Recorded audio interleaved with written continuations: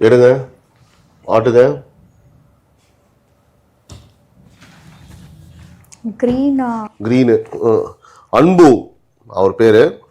காமாட்சி ஐயா உங்ககிட்ட 10 கோடி கொடுத்து 10 கோடியா இல்ல திமுகவா என்று கேட்டால் நீங்க எதை சூஸ் பண்ணுவீங்க? 10 கோடி தான்.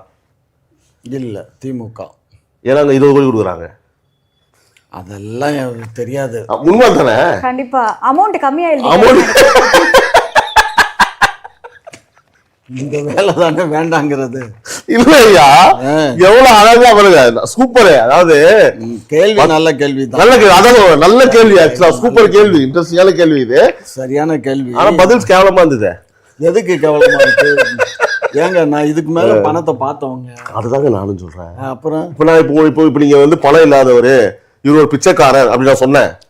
அது நல்லா பணம் கொளுத்து போய் ஓகேவா, அங்க அப்படியே இல்லையா சொல்றேன்.